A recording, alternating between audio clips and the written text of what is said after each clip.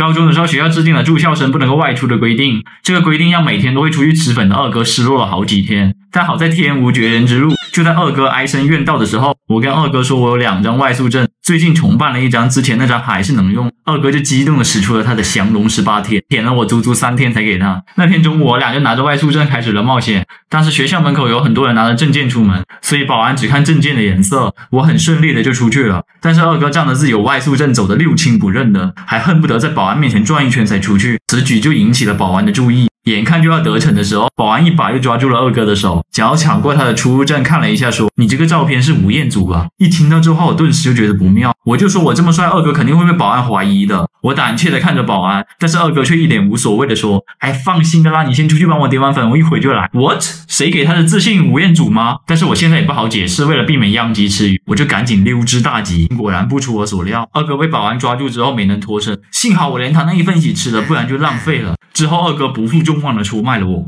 回到学校之后，我就被保安大队长带到了教务处。路上我疑惑的问保安大队长他是怎么认出我的。保安大队长轻蔑的笑了笑说：“切，照着吴彦祖找不就行啦？”到了教务处进去一看，有10几个同学被抓了。后来我俩就由于借学员证被学校通报批评，还要在星期一学校举行升旗仪式的时候上去念检讨。轮到我上台的时候，台下一片骚动，其中还能隐隐约约的听到吴彦祖什么的。我念完之后就该二哥登场了。只见二哥意气风发的走向演讲台，就像回到了自己的家一样，一切都是那么的熟悉。不出所料的是，二哥根本没有准备检讨稿，但他凭借多年的实战经验，硬是靠着即兴发，对着全校师生来了一个感人肺腑的深刻检讨。其中讲到自己为了出去吃粉，不断蜕变成吴彦祖的故事时，他还取下话筒边走边讲，红光满面的，不知道还以为他得了第1名。这就是男人听了会沉默，女人听了会流泪的演。二哥凭借自己的丰富语言色彩，博得了全场的惊呼，引起了全校学生的共鸣。随后掌声雷动，经久不息。看见自己演讲效果这么好，他一激动就把台上放话筒的桌子给踢翻了，那个桌子安放在主席台边上，掉下去之后不偏不倚的砸到了保安队长的脚上，一声凄惨的尖叫盖过了全校同学的欢呼声。然后保安队长就忍痛走上台，把二哥撵了下去，一路上边走边踢，把他踢到了教务处。最后二哥因为损坏学校公物，伤害保安队长被记过1次，还停了1星期的课，只不过听说那1星期他都在吃粉。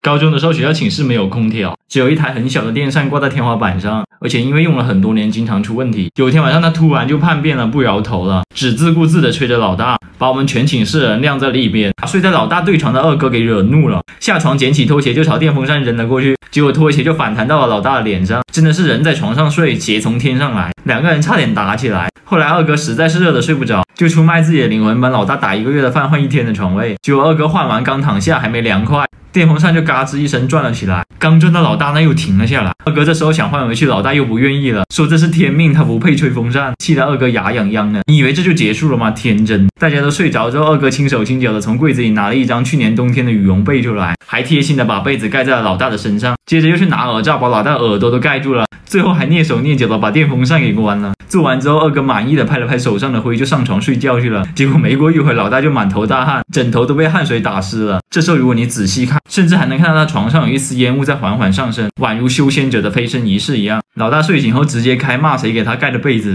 二哥在床上笑出了杠铃声。听到这个声音，老大就明白了，接着老大就愤怒的爬上了二哥的床上，借着昏暗的月光，我们整个宿舍隐约的看到2个人在床上挣扎的身影。正当2人准备大战300回合时，社管的声音从门外传了进来，他俩赶紧停止了动作，拿上毯子盖上，装作什么都没发生。这时候社管进来，被子一掀，手电筒一照，发现2个人挤在一张床上，场面极度尴尬。之后他俩就被罚在外面站了1个多小时。他俩觉得外面凉快，直接坐在门口打坐睡着了，宛如2尊门神一样，把夜里上厕所的好几个同学都吓到了。而且俗话说得好，好事不出门，坏事传千里。这件事情很快就被传了出去，而且还越传越离谱。说老大和二哥都是修仙者，晚上不用睡觉的，而且昨晚老大还差点飞升了。最过分的是，从那以后，每个人见到老大之后都会问他：“哎，你修仙之后你还用吃饭？”有次二哥在湖边喂鸭的时候，看着湖里嬉戏的鸭群，突然开始了思考，为什么鸭能够自由自在的游泳，而自家的鸡却只能待在岸上？想到自家的鸡从来没有游过泳，就要被做成白切鸡，二哥的眼泪不争气的从嘴角流了出来。于是他下定决心，一定要让自家鸡在有生之年体验一下游泳的感觉。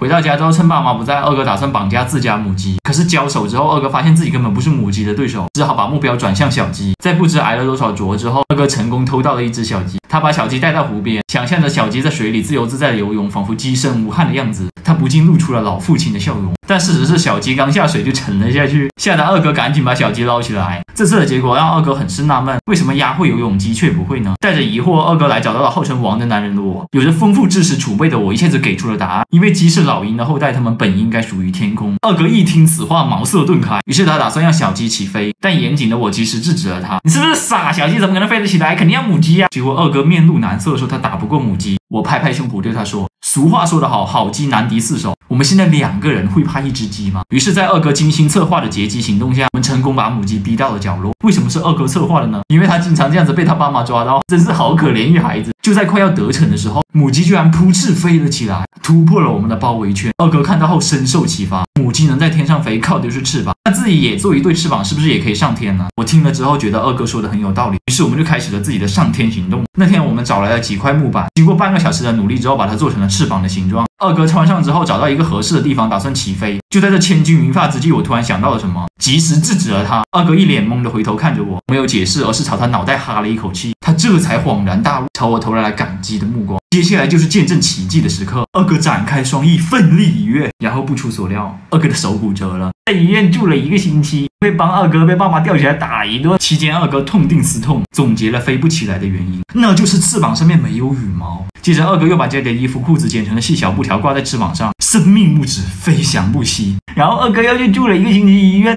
我爸是乡村理发师，我从小受他影响，就慢慢的对这个行业产生了浓厚的兴趣。有一次阴雨天，因为下雨没什么生意，我爸就躺在屋里的椅子睡着了。正巧那天我看的电视里面有一段主角烫发的剧情，我看了之后深受启发，也想动手试试。因为农村里面没有这么多设备，我就把家里的筷子用打火机烧红了，然后悄悄的走到我爸旁边，小心翼翼的卷住他那飘逸的头发开始烫。那个效果真的是杠杠的。烫到一半的时候，动画片开始了，我就目不转睛的盯着电视屏幕，忘了正在烫头发这件事情。没过一会儿，持续受热的头发就被点燃了。我听见异响，扭头一看，吓得脸色发白，赶紧朝着火的地方吐了2口口水灭火。正在打盹的我爸被烫醒了，他感觉头上有什么东西，就习惯性的往后一抓，刚好抓到了被烧红的筷子上，空气顿时弥漫了一阵柚香。一阵惨叫声打破了村里的平静，感觉事情不妙了，我扔下筷子就跑，结果筷子又落在了我爸脚背上。我爸忍着疼痛，抄起家伙一瘸一拐的来追我。当时陷入绝境的我灵机一动，跑到了爷爷家。爷爷看到儿子要打自己的宝贝孙子，就拿起拐杖把我爸骂了一顿，说小孩子调皮一点不是很正常的吗？在爷爷的帮助下，我总算逃过一劫。但是做死小能手的大旗不是谁都能扛的。下午吃完饭，爷爷就躺在摇椅上睡着了。那爷爷头上那秀丽的白发，我不禁手痒，又给我爷爷烫了个头。看着自己的杰作，我不禁露出了满意的笑容，就回家了。回到家的时候，老爸也在椅子上睡觉，企图通过睡眠忘记痛苦。只是看着他满手的血泡，孝顺的我顿时觉得心里过意不去，想要帮助他早点好起来，就拿来1瓶酒精和1根针，开始了除泡行动。我轻轻的刺入一个血泡，当断不断，反受其乱的道理我是知道，于是我就猛地一踢，乌黑的淤血就这样喷涌而出。我爸立马就发出了一阵哀嚎，说时迟那时快，爸还没来得及把手收回去，我就把准备好的酒精一下子倒在了他的手上。